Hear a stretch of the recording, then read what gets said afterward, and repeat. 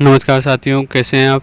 आज की वीडियो में अपन बात करेंगे जूनियर अकाउंटेंट और अपने टीआरए एग्ज़ाम के लिए राजस्थान सेवा नियम के पार्ट फर्स्ट का जो चैप्टर 13 है, अध्याय 13 है, वैदेशिक सेवा मतलब फॉरेन सर्विस, जिसको डेपुटेशन भी बोलते हैं नॉर्मल भाषा में। उसके नोट्स के बारे में, उसके जो नियम है उसके बारे में अपन बात करेंगे। तो वैदेशिक सेवा में नियुक्ति, प्रतिनियुक्ति मतलब फॉरेन सर्विस में डेपुटेशन के संबंध में क्या नियम है।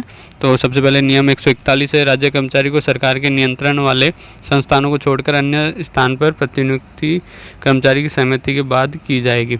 मतलब जो इंस्टीट्यूशन, जो संस्थान सरकार के नियंत्रण में नहीं है, कंट्रोल में नहीं है, उनको छोड़कर किसी और स्थान पर उसको डेपुटेशन पर लगाना है कर्मचारी को, तो वो पहले उससे कर्मचारी की सहमति ली जाएगी, उसकी कंसर्न ली जाएगी, उसके बाद ही वो जब हाँ करेगा तभी लगाया जाएगा। बाकी सरकारी नियंत्रण वाले संस्थानों में बिना पूछे भी लगाया जा सकता है।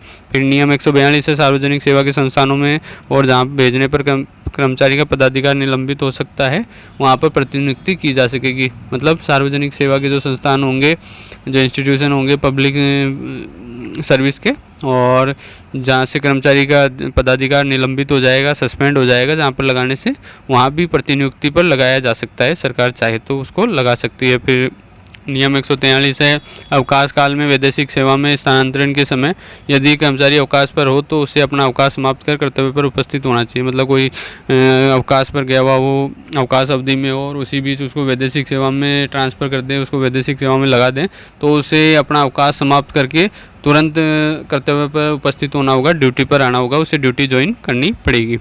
फिर नियम 144 है, वैदेशिक सेवा में प्रतिनियुक्ति पर कर्मचारी वैदेशिक नियोक्ता नियोजक से वेतन एवं भत्ते उस दिन से प्राप्त करेगा जब उसका कार्यभार सरकारी पद से किसी अन्य को दे दिया जाएगा, अर्थात उसका कार्यभार हस्तांतरित हो जाएगा। मतलब जो फॉरेन सर्विस में जो डेपुटेशन पे लगाएंगे तो कब से उसको वेतन भत्ते वहाँ से प्राप्त होंगे, जो फॉरेन एम्प्लॉयर होगा, वैदेशिक नियोक्ता होगा या नियोजक होगा जो, उसके वहाँ से वो कब से वेतन और भत्ते प्राप्त करना स्टार्ट करेगा, तो उस दिन से वो उस वेतन और भत्ते उसको मिलने स्टार्ट हो जाएंगे वैदेशिक सेवा से। जिस दिन वो उसका जो पदभार होगा, जो कार्यभार होगा, वो किसी और को हस्तांतरित ट्रांसफ़र कर दिया जाता है, हस्तांतरित कर दिया जाएगा, किसी और को दे दिया जाता है, उसका कार्यभार हस्तांतरित हो जाता है, किसी और को दे देंगे, तो उस दिन से उसके ये माना जाएगा कि वो फॉरेन सर्विस में है और वहाँ उसके वेतन भत्ते वहाँ से मिलेंगे उसको। और इसी प्रकार जब कर्मचारी वापस आकर सरकारी पद पर कार्य ग्रहण कर लेता है तो उसकी प्रतिनियुक्ति समाप्त मानी जाएगी। मतलब जब वो आके अपनी जो पोस्ट थी उसकी, उस पर वो ज्वाइन कर लेता है, तब कार्य ग्रहण कर लेता है, तो उसकी प्रतिनियुक्ति समाप्त मानी जाएगी। मतलब डेपुटेशन समाप्त माना जाएगा और सरकार में आ जाएगा और सरकार से वो अपने वेतन भत्ते प्राप्त करना स्टार्ट कर देगा। फिर नियम 144 से है, प्रतिनियुक्ति की शर्तें, मतलब डेपुटेशन की क्या कंडीशंस है, किन कंडीशंस पर उसको लगाया जाता है। तो प्रतिनियुक्ति भत्ता कर्मचारी के मासिक मूल वेतन का 2.5% या 600 रुपये प्रति माह की अधिकतम सीमा पर देय होगा।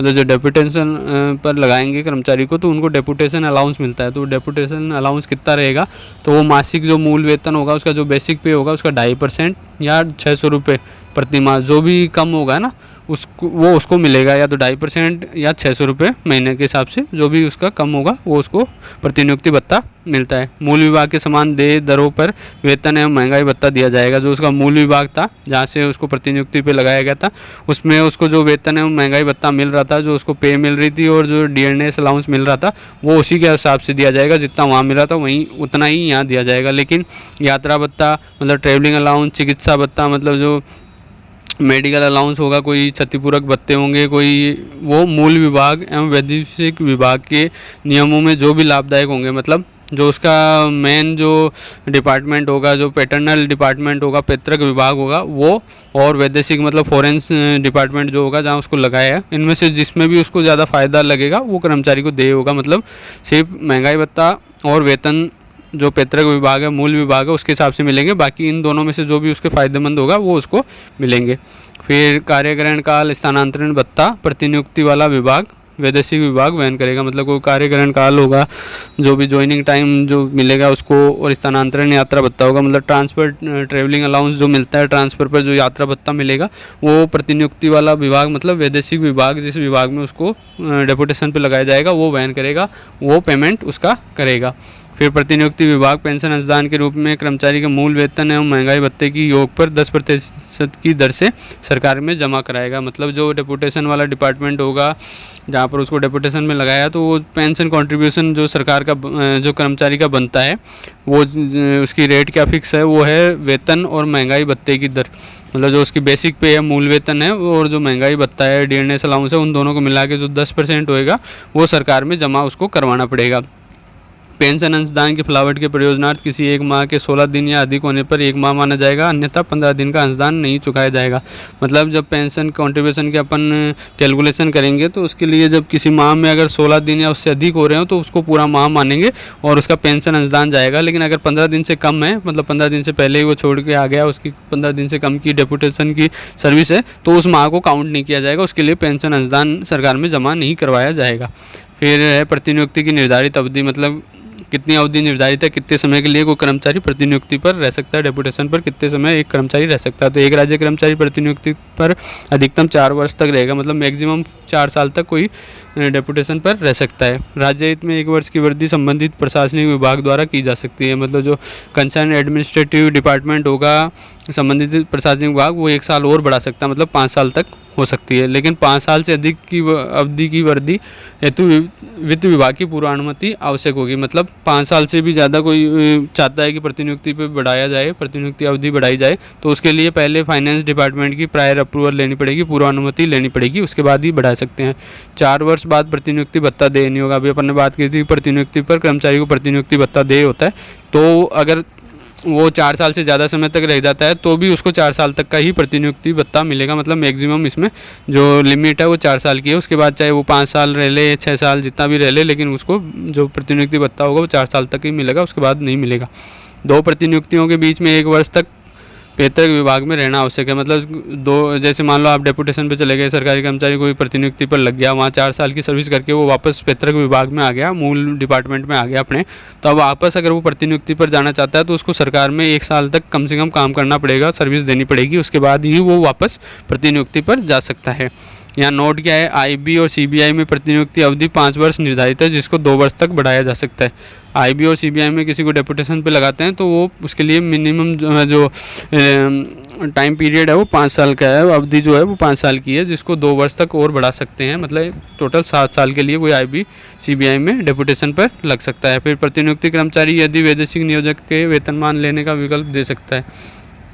मतलब कोई कर्मचारी चाहे तो वो वेतनमान जो होगा वो वैदेशिक सेवा के हिसाब से भी ले सकता है, मतलब सरकार के हिसाब से नहीं लेके वैदेशिक सेवा का भी ले सकता है। वैदेशिक सेवा में कर्मचारी को राज्य सरकार के नियमों के अनुसार देय बोनस मिलेगा। मतलब फॉरेन सर्विस में भी है कोई कर्मचारी तो उसको जो बोनस मिलेगा वो सरकार में जो बोनस मिलेगा, जो सरकारी कर्मचारियों को देय होगा, उसी हिसाब से उसको देय होगा। परंतु यदि वह वैदेशिक नियोक्ता के यहाँ घोषित अनुग्रह राशि लेना चाहते हो तो उससे प्रतिनियुक्ति भत्ता वापस जमा कराना होगा। मतलब वहाँ जो उसको अनुग्रह राशि मिलती है, एक्स ग्रेसिया जो मिलती है अमाउंट, वो अगर वो लेना चाहता है फॉरेन जो एम्प्लॉयर है उससे, तो उससे जो प्रतिनियुक्ति भत्ता अपन ने जो बात की है पर डेपुटेशन अलाउंस जो मिलता है वो वापस उसको सरकार उसमें वैदेशिक नियोक्ता को वापस लौटाना होगा, वापस जमा कराना होगा। तो इस हिसाब से अपन क्या मान सकते हैं, उसको 2 ही चीज़ें मिल सकती है 3 चीज़ों में से। किस किस में से, बोनस, अनुग्रह राशि और प्रतिनियुक्ति भत्ता में से सिर्फ 2 चीज़ें ले सकता है।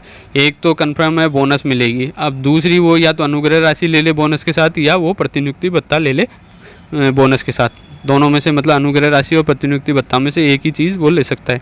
फिर यहाँ नोट है, जिला परिषद, पंचायत समिति एवं सहकारिता विभाग के अधिकारी जो सहकारी समितियों में लगाए जाते हैं को वेतन एवं भत्ते सरकार के समान ही दिए जाएंगे। मतलब किसी जिला परिषद में लगा दिया, किसी को पंचायत समिति या सहकारिता विभाग में जो कर्मचारी अधिकारी होंगे, वो जो सहकारी समितियों में जिनको लगाया गया है उनको वेतन और भत्ते सरकार में जो वेतन भत्ते मिल रहे हैं उसी हिसाब से दिए जाएंगे।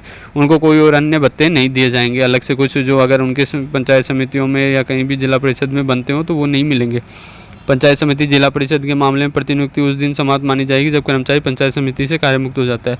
अभी तक तो अपन ने बात की थी कि जब डेपुटेशन कब समाप्त मानते हैं, जब वो कार्यभार ग्रहण कर लेता है अपने पद पर, मूल पद पर, तब उसकी समाप्त होती है। लेकिन पंचायत समिति और जिला परिषद के मामलों में ये तब माना जाएगा जब पंचायत समिति या जिला परिषद से वो कार्यमुक्त हो जाता है, रिलीव हो जाता है, उसी दिन उसकी जो प्रतिनियुक्ति है वो समाप्त मानी जाएगी। फिर नियम 145 है वैदेशिक नियोक्ता द्वारा दिए जाने वाले वेतन का पेंशन अंशदान, वेतन एवं महंगाई भत्ते के योग का 10% वित्तीय वर्ष की समाप्ति के 30 दिन बाद, और यदि वर्ष के मध्य में प्रतिनियुक्ति समाप्त हो जाए तो प्रतिनियुक्ति समाप्ति के 30 दिन बाद सरकार की संचित निधि में जमा कराया जाएगा। ये तो अपन ने बात कर ली। पेंशन अंशदान जो कर्मचारी का बनता है वो वैदेशिक नियोक्ता द्वारा सरकार में जमा कराया जाता है। अब कब जमा करवाया जाना जरूरी है, तो जब वित्तीय वर्ष समाप्त हो जाएगा उसके 30 दिन के अंदर अंदर उसको जो वेतन है महंगाई मूल वेतन और महंगाई भत्ते का जो 10% उसका अंशदान बनता है वो 30 दिन के अंदर अंदर जमा कराना होगा। लेकिन मान लो साल से पहले ही मतलब मध्य में ही कोई प्रतिनियुक्ति समाप्त हो जाती है किसी कर्मचारी की, तो जो प्रतिनियुक्ति समाप्त होगी उसके 30 दिन के भीतर संचित निधि में मतलब कंसोलिडेटेड फंड में उसको सरकार की जमा कराना होगा अंशदान को। इसके लिए माह में 15 दिन होने पर अवधि में सम्मिलित नहीं होगी। वही अपन ने पहले बात की थी, अगर 15 दिन है तो वो सम्मिलित नहीं होगी। 15 दिन से अधिक होगी, 16 दिन या ज़्यादा होगी तो उसको पूरा माह माना जाएगा, बाकी 15 दिन को छोड़ दिया जाएगा। फिर नियम 149 से पेंशन अंशदान जमा कराने में विलम्ब करने पर 1% प्रति माह ब्याज लिया जाएगा। मतलब 30 दिन के भीतर वो जमा नहीं कराता है तो जो विलम्ब होएगा उसमें 1% के हिसाब से प्रति माह के हिसाब से ब्याज लिया जाएगा, मतलब साल का 12% ब्याज हो गया। फिर है राज्य सरकार के सार्वजनिक उपक्रमों, बोर्ड इत्यादि के अधिकारियों कर्मचारियों को राज्य सरकार के विभागों में विपरीत प्रतिनियुक्ति रिवर्स डेपुटेशन पर लेने संबंधी दिशा निर्देश। मतलब अभी तक अपन ने बात की कि राज्य सरकार के कर्मचारियों को अपन बोर्ड में, सार्वजनिक उपक्रमों में, सरकार के नियंत्रण अधीन संस्थानों में भेजते हैं, तो क्या नियम है। अब अपन उल्टा बात करते हैं कि सार्वजनिक उपक्रमों, बोर्डों और संस्थानों से कोई कर्मचारी अधिकारी को राज्य सरकार के विभागों में लगाते हैं, जिसको अपन रिवर्स डेपुटेशन बोलते हैं। अभी तक अपन ने बात की डेपुटेशन की, ये होता है रिवर्स डेपुटेशन। तो इसके लिए क्या दिशा निर्देश हैं, तो उक्त विपरीत प्रतिनियुक्ति निम्न शर्तों के अधीन होगी। क्या शर्तें हैं रिवर्स डेपुटेशन के लिए, तो पहली है विपरीत प्रतिनियुक्ति पर उन्हीं कर्मचारी को लगाया जाएगा जो पैतृक संस्थान में नियमित नियुक्ति एवं समान वेतन उच्च वेतन श्रृंखला आयोजित कर रहे हो। मतलब उन्हीं कर्मचारी को लगाएंगे जो परमानेंट अपॉइंटमेंट हुआ हो, जिनको नियमित नियुक्ति हो, परमानेंट नियुक्ति हो। जो दैनिक वेतनभोगी हो गए, जो टेम्परेरी बेसिस पे लगे हुए हैं, उनको नहीं लगाया जाएगा विपरीत प्रतिनियुक्ति पर। और जिनका समान वेतन हो, जिस पोस्ट पर उसको लगाएंगे वो समान वेतन वाली श्रृंखला, मतलब उसी श्रृंखला की होनी चाहिए, या उस श्रृंखला की मतलब उससे ऊपर की श्रृंखला वो होनी चाहिए। निम्न उच्च वेतन श्रृंखला के पद के विरुद्ध निम्न वेतन श्रृंखला के कर्मचारी को प्रतिनियुक्ति पर नहीं लगाया जाएगा। मतलब विपरीत प्रतिनियुक्ति पर निम्न वेतन श्रृंखला के कर्मचारी को नहीं लगाया जाएगा, निम्न वेतन श्रृंखला वाले पद पर कर्मचारी को नहीं लगाया जाएगा। फिर विपरीत प्रतिनियुक्ति की अवधि कार्य करने की दिनांक से 1 वर्ष के लिए होगी, जिसको वित्त विभाग की अनुमति से 3 वर्ष तक के लिए बढ़ाया जा सकता है।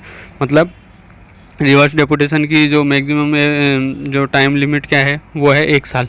इसको भी आप फाइनेंस डिपार्टमेंट की प्रायर अप्रूवल से 2 साल और बढ़ा सकते हैं। मतलब टोटल 3 साल तक ये हो सकती है रिवर्स डेपुटेशन, मतलब 3 साल तक बढ़ाया जा सकता है। यहाँ ध्यान रखना, 3 साल के लिए नहीं बढ़ाया जाएगा, 3 साल तक बढ़ाया जाएगा। मतलब वित्त विभाग 2 साल और बढ़ा सकता है। ये कंफ्यूज मत होना, थोड़ा सा इसको सीरियसली देख लेना।